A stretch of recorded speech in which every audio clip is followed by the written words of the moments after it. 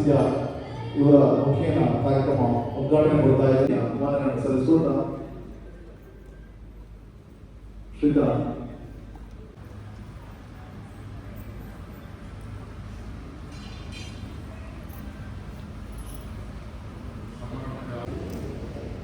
ಕರ್ನಾಟಕ ರಾಜ್ಯದ ಸರ್ಕಾರಿ ಸಹಕಾರ ಬಡಗಬೆಟ್ಟು ಕ್ರೆಡಿಟ್ ಕೋಆಪರೇಟಿವ್ ಸೊಸೈಟಿಯ ಅಧ್ಯಕ್ಷರು, ಭಾರತ್ ಸ್ಕೌಟ್ ಗೈಡ್ಸ್ ದಾಮೋದರ ಶರ್ಮರವರೇ, ವೇದಿಕೆ ಮೇಲೆ ಕುಳಿತಿರುವ ಎಲ್ಲ ಗಣ್ಯ ವ್ಯಕ್ತಿಗಳೇ, ಜನಪ್ರತಿನಿಧಿಗಳು, ವಿಧಾನಸಭೆಯ ಯಶಸ್ವಿ ಶಾಸಕರು ಆದ ಸನ್ಮಾನ್ಯ ಯಶ್ವರ ಸಹಾಯಕ ನಿಬಂಧಕರಾದ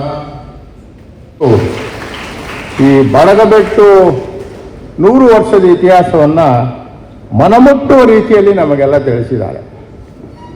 ಮನಮುಟ್ಟುವ ರೀತಿಯಲ್ಲಿ ಒಂದು ಸಾಮಾನ್ಯವಾದ ಮನುಷ್ಯ ಒಂದು ಸಣ್ಣ ಸೊಸೈಟಿಯ ಮೂಲಕವಾಗಿ ಆರ್ಥಿಕ ಕ್ಷೇತ್ರದಲ್ಲಿ ಎಷ್ಟು ಜನಗಳಿಗೆ ಉಪಯೋಗ ಮಾಡಿರ್ಬೋದು, ಎಷ್ಟು ಜನಗಳಿಗೆ ಉದ್ಯೋಗ ಕೊಟ್ಟಿರ್ಬೋದು, ಎಷ್ಟೊಂದು ಉದ್ಯಮಗಳನ್ನು ಪ್ರಾರಂಭ ಮಾಡಿರ್ಬೋದು ಅನ್ನೋದನ್ನು ಅವರ ಭಾಷಣದಿಂದಲೇ ನಮ್ಮೆಲ್ರಿಗೂ ಸಹಿತ ಗೊತ್ತಾಗ್ತದೆ.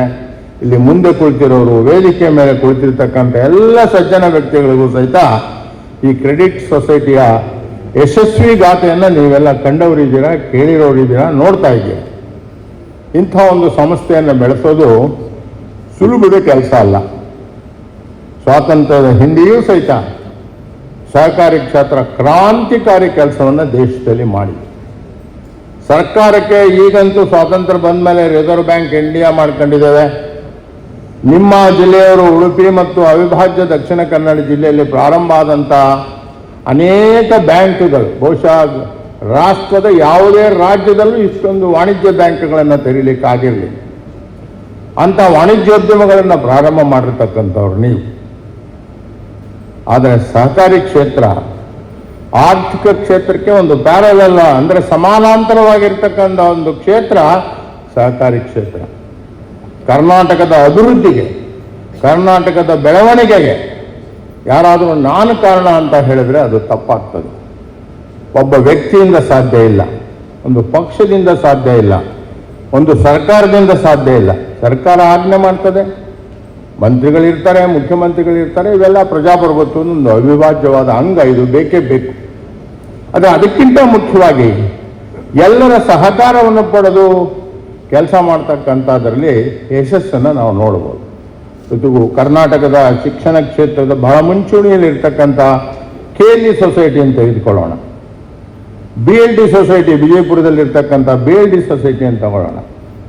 ಇಡೀ ಕರ್ನಾಟಕದ ಸಕ್ಕರೆ ಕಾರ್ಖಾನೆಗಳ ಚರಿತ್ರೆಯನ್ನು ನಾವು ತೆಗೆದುಕೊಳ್ಳೋಣ.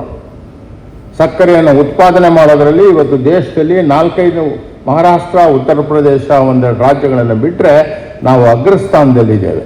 ₹100 ಬಂಡವಾಳವನ್ನು ಇಟ್ಕೊಂಡು ಇವತ್ತು 19 ಕೋಟಿ ರೂಪಾಯಿ ಲಾಭವನ್ನು ಮಾಡಿದೆ ಅಂತ ಹೇಳಿದ್ರೆ ಇದು ಒಂದು ಪವಾಡ ಕರ್ನಾಟಕದಲ್ಲಿ ಅಂತ ಹೇಳಿ ನಾನು ತಿಳ್ಕೊಂಡಿರ್ತಕ್ಕಂಥವನು.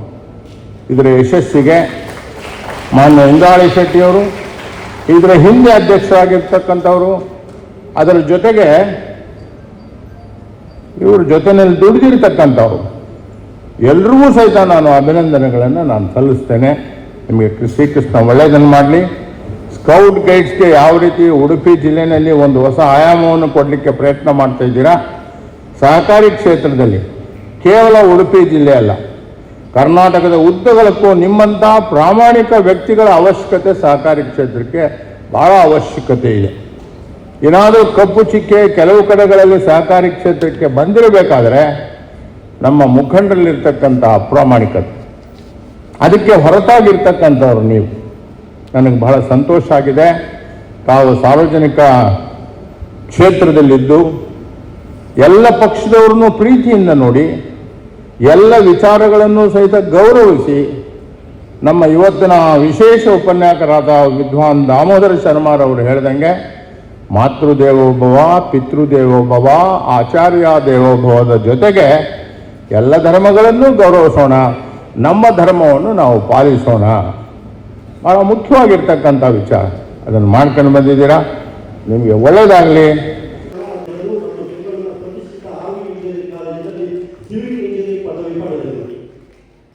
ಜೆಪಿ ಚಳವಳಿಯನ್ನು ಜನಪ್ರಿಯವಾಗಿ ಕರೆಯಲ್ಪಡುವ ಲೋಕನಾಯಕ ಜಯಪ್ರಕಾಶ್ ನಾರಾಯಣ ಅವರ ಚಳವಳಿಯಲ್ಲಿ ಕರ್ನಾಟಕದಲ್ಲಿ ಸಂಘಟಿಸುವಲ್ಲಿ ಅವರು ಪ್ರಮುಖ ಪಾತ್ರ ವಹಿಸಿದರು. ಈಗಾಗಲೇ ತಮ್ಮ ಹುಟ್ಟೂರು ಕನ್ನಡಪುರ ತಾಲೂಕಿನಲ್ಲಿ ಗ್ರಾಮೀಣ ಪುನರ್ನಿರ್ಮಾಣ ಕಾರ್ಯಗಳಲ್ಲಿ ನಂತರ ಅವರು ಬೋಧನಾ ವೃತ್ತಿಯನ್ನು ತ್ಯಜಿಸಿ ಗ್ರಾಮೀಣ ತ್ರಿಷಾ ಶ್ರೀ ಮೂಕಾಂಬಿಕಾ ದೇವಸ್ಥಾನ ಪ್ರೌಢಶಾಲೆ ಕೊಟ್ಟಾಡಿ, ಸುಪ್ರಭಾ ಚೇತನ ಪ್ರೌಢಶಾಲೆ ಶಂಕರಪುರ, ಸೌಜನ್ಯ ಸರ್ಕಾರಿ ಪ್ರೌಢಶಾಲೆ ಚಿತ್ತೂರು, ಅಭಿಷೇಕ್ ಎಸ್ಎಸ್ಎಲ್ಸಿಯಲ್ಲಿ ಅತಿ ಹೆಚ್ಚು ಅಂಕ ಗಳಿಸಿದ ಉಡುಪಿ ಸನ್ಮಾನಿಸಲು ಹೆಮ್ಮೆ ಪಡುತ್ತಿದ್ದೇವೆ. ಮುಂದಿನ ಪ್ರತಿಯೊಂದು ಪುರಸ್ಕಾರಕ್ಕಾಗಿ ಕೊಡುತ್ತಾನೆ.